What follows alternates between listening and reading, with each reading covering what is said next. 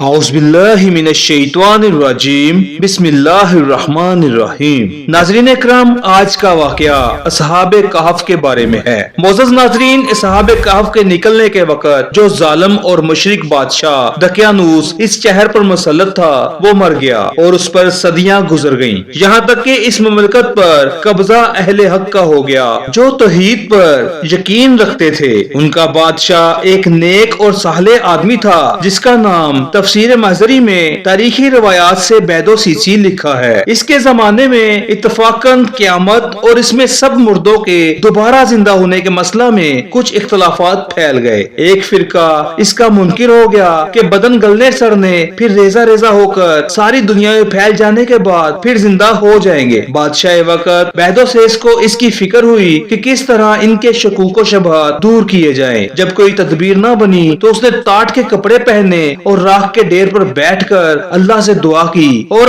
آہوزاری شروع کی کہ یا اللہ، آپ ہی کوئی ایسی صورت پیدا فرمائیں کہ ان لوگوں کا عقیدہ صحیح ہو جائے اور یہ راہ حق پر آ جائیں۔ ایک طرف یہ بادشاہ گریہزاری اور دعا میں مصروف تھا، دوسری طرف اللہ تعالیٰ نے اس کی دعا کی قبولیت کا یہ سامان کر دیا کہ اصحاب کہف بیدار ہوئے اور انہوں نے ایک آدمی کو جس کا نام تملیخہ بتلایا جاتا ہے اس کو بازار میں بھیج دیا۔ وہ کھانا خریدنے کے لیے دکان پر پہنچا اور 300 برس پہلے بادشاہ دقیانوس کے زمانے کا سکہ کھانے کی قیمت میں پیش کیا تو دکاندار حیران رہ گیا کہ یہ سکہ کہاں سے آیا ہے، کس زمانے کا ہے۔ بازار کے دوسرے دکانداروں کو دکھلایا، سب نے یہ کہا کہ اس شخص کو کہیں پرانا خزانہ ہاتھ آ گیا ہے، اس میں سے سکہ نکال کر لایا ہے۔ اس نے انکار کیا کہ نہ مجھے کوئی خزانہ ملا ہے نہ میں کہیں سے لایا ہوں، یہ میرا اپنا روپیہ ہے۔ بازار والوں نے اس کو گرفتار کر کے بادشاہ کے سامنے پیش کر دیا۔ یہ بادشاہ جیسا کہ اوپر بیان ہوا ہے ایک نیک صالح اللہ والا تھا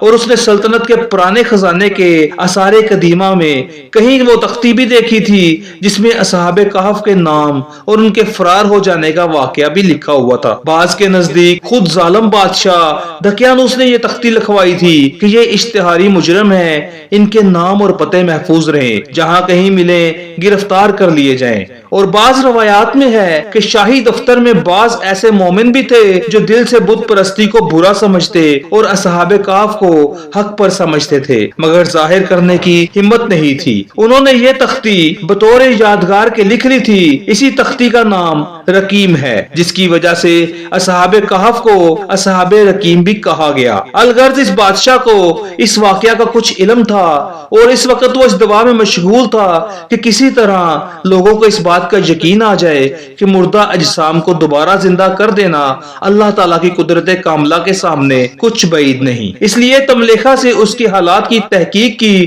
تو اس کا اطمینان ہو گیا کہ یہ انہی لوگوں میں سے ہے اور اس نے کہا کہ میں تو اللہ تعالیٰ سے دعا کیا کرتا تھا کہ مجھے ان لوگوں سے ملا دے جو دقیانوس کے زمانے میں اپنا ایمان بچا کر بھاگے تھے۔ بادشاہ اس پر مسرور ہوا اور کہا کہ شاید اللہ تعالیٰ نے میری دعا قبول فرمائی، اس میں لوگوں کے لیے شاید کوئی ایسی حجت ہو جس سے ان کو حشر الاجساد کا یقین آ جائے۔ یہ کہہ کر اس شخص سے کہا کہ مجھے اس غار پر لے چلو جہاں سے تم آئے ہو۔ بادشاہ بہت سے اہل شہر کے مجمع کے ساتھ غار پر پہنچا۔